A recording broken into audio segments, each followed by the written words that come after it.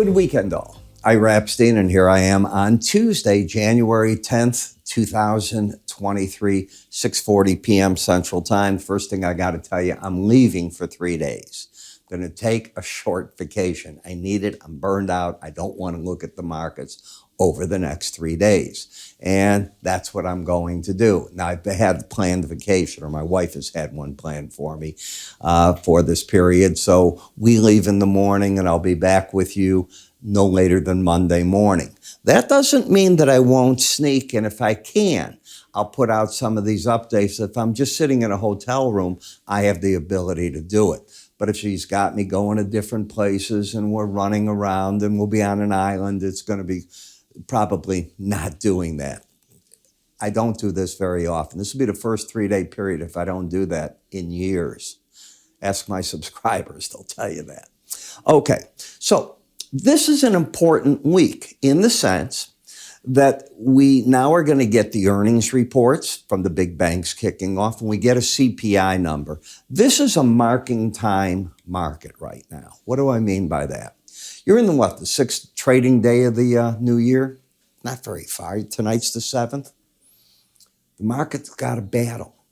The battle, and it's very evident, the market doesn't think the Fed is right in interest rates. It hasn't the whole time the rates have been going higher. It has been saying the Fed will balk. It'll never make it up to the numbers the Fed thinks it has to go to. It'll blink, or the economy will do better in the sense that inflation will fall. They're right on the lag effect, and they don't have to go those high numbers. Goldman Sachs today said it's entirely possible that we don't even get into a recession. The same for Europe. Okay. Jeff Gundlach is talking about right now that he thinks your portfolios are wrong. He thinks they should be 60% bonds, 40% stocks, just the opposite of what the tradition is. There's something for everybody the first week or two of January. That is why you get the January barometer, the January effect. This all comes out. Everybody's got an opinion. What makes this so exciting right now is there's going to be a trend that sets in. Now, is the trend up or down? Is the market going to see really higher rates? Is the EIA right that oil prices, they're going to average about $80 this year and in the 70s next year? That's completely opposite of what many of the economists think, because those that think the U.S. economy won't enter a recession means that there's going to be better demand. And if there's better demand, less supply from Russia, something's not making sense unless supply is going to come about. And the EIA thinks the U.S. producers will magically decide, they can throw money back at it. They'll go back, unlike they've been doing with CapEx, and they will hit record production in 2024. How do you know? That's all I can say. Everybody's got a guess. The hardest thing to do, and I want to leave you with this, we'll go through the charts in a minute here, is don't fight the tape. And right now, what you have in a lot of markets is no tape. You have markets that are doing this. They're looking for the direction that they want to set in. That's typical in January, especially the beginning of it. This is not unusual. So don't get yourself set into the mindset something has to happen here. When you look at the S&P, we fell back, fought a battle at the 18-week average of closes. We bounced away from it. Okay, we're up about 3/4 of a point as we're into midweek. As you can see, the market is fighting a hard-fought battle at the 3,800 level, fishing for a trading support zone, a bottom. We know where the top is in the near term. It's in the 4,180 level up there. We can see that we don't have a trade pattern. I'm going to make this clear. An uptrend is made out of higher lows and higher highs. A downtrend, lower highs, lower lows. You have a lower low and a higher high as measured by the swing line. All the swing line does, and this is the hardest thing for traders, is it takes this, and with a set of 5 rules that I teach in my charting course, it teaches you, are you plotting to the bottom or the high of each bar? That's what it does. A certain set of rules, And they're set on outside days up, outside days down, inside days, higher high days, lower and low days. And I teach you how to do that. If you don't do that, you look at it and you start making up these old patterns that make no sense. There is no trend. The market's drifting sideways right now. It's fighting a battle at the 100-day average for support in the 18. Before that, it was under these numbers. It rallied up to the resistance of that number. Now, because it's over them, it's fighting for support. Again, it's schizoid, but it's the beginning of January. I expect that. What else? The odds of staying over a Bollinger Band, 5% of the time in aggregate. That's it. So the professional money looks at that and say, I want to be in the 95 percentile. Second part, trying to get up and over initially when you haven't hit it in a while, a 200-day moving average, which is a 1-year moving average, if you think about it, is very hard. And the market got thrown back here, hasn't even tested it since then. So you're at resistance points, void of a trend, and you're overbought. I don't care any other analyst what they want to say. That's what you are on a daily chart. That's my interpretation of it and where I think we're at. It is the same identical thing in the Nasdaq. It is the same identical thing in the Dow right now. And it is the same identical thing in the Russell, period. In the VIX, if this market hits the lower Bollinger Band, I expect the professional money to step in and write puts, looking for the market to return to the 18-day average. If you go back and you look at it, it does it over and over as a pattern. Now, some of them don't make a lot of money. If you did it back here as an example, by the time you got to that number, you lost money.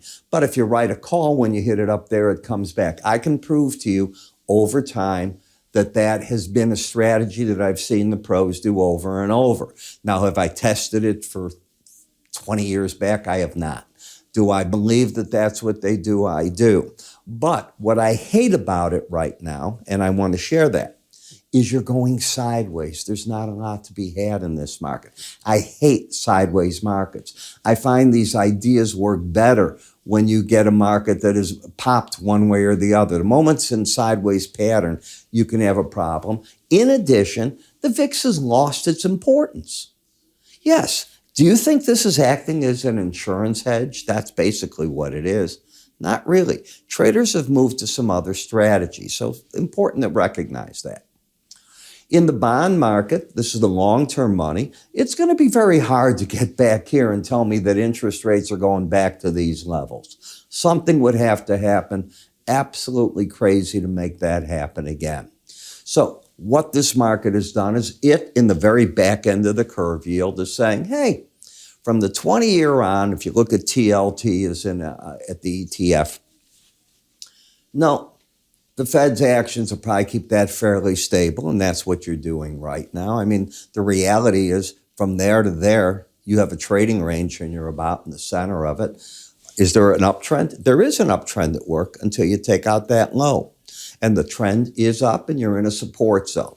In the 10-year note, it's the same story, but you're overbought.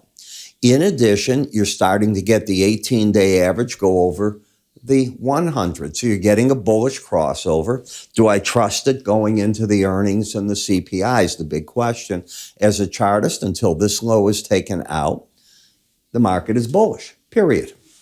In the dollar index, in a 48-hour period, you went from the upper Bollinger Band to the lower band. You don't do that normally. Take a look at these charts behind me. You just don't do this. Again, I'm going to put part of this because of the January impact on the market. As traders even up, they're trying to figure out what the next big moves are going to be. Euro's the flip-flop of the dollar. That's what you did there. If you look at the British pound, even with all the problems, all the strikes they're having, this pound has come off the lows of 72 hours ago, and it has rallied 3 cents. I mean, that's a fairly impressive rally, even with all the problems they're having. Do I really think it matters? Not in the first few days. This is new money coming back into the marketplace, and it all has an opinion in the first 7 days of the year. In Bitcoin, to me, this is the area where the pros are coming out. First challenge of a Bollinger Band, you normally get thrown back from it, normally. Now, we get to the energy markets. And as you can see, the differential between Brent and WTI is trying to stay again under the 18-day average of closes, which means the two want to narrow together. And you see that. First off, you're in a downtrend that is very oversold. That's the first thing. We haven't heard a word from OPEC in how long. That's coming. And they're not going to add production at these levels, right? If you think they are, there's something screwy with you. They're not going to add production. What they have to do is talk cuts in production to stabilize the market. This isn't the number they really want. They want it closer to 100. They've said that over and over.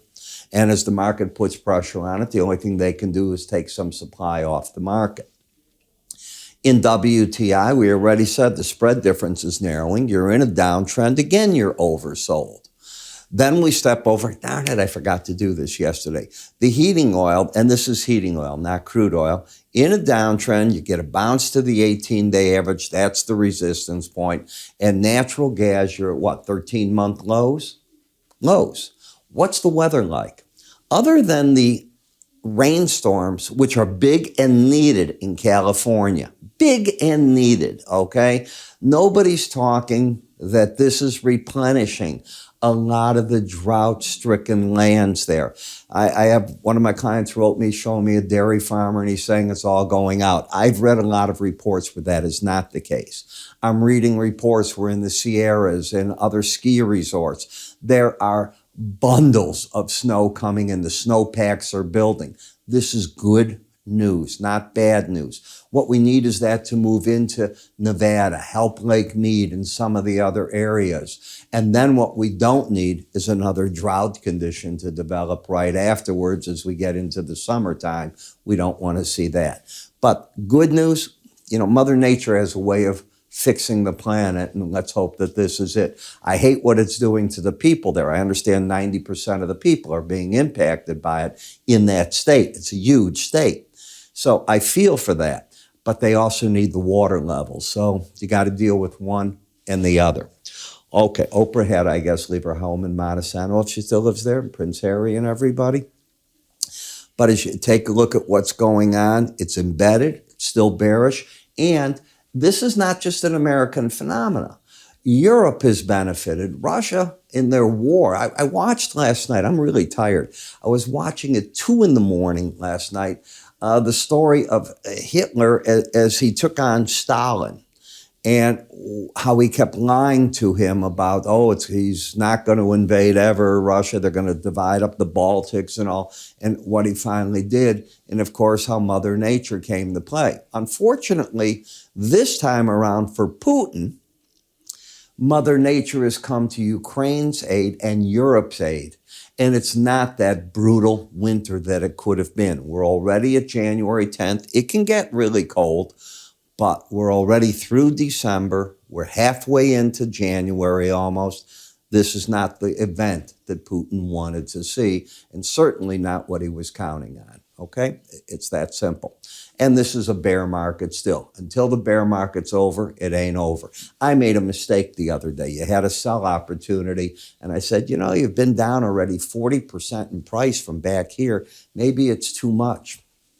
There is no such thing as too much. There is no such thing in the commodity market as too high or too low. Shame on me. And you learn these things, and you got to go back sometimes to your school book, your notes, and you say that to yourself. I've learned that, okay? If you want proof, look at the nickel market when it went crazy, okay?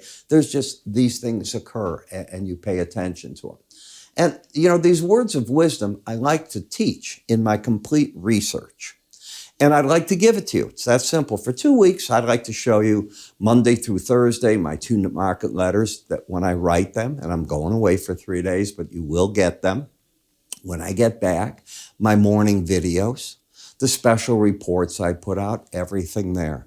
So what do you have to lose? It's free. I don't want a credit card. I don't want any of that. If you want this, you want to try our charting software, we'd like to give it to you. How you get it is you just go to our website at iraepstein.com. Go to the free offers, That's it. Now, we use a service called TubeBuddy, and TubeBuddy hasn't been working on YouTube. Normally, I tell you, hey, move your cursor up there, it'll work.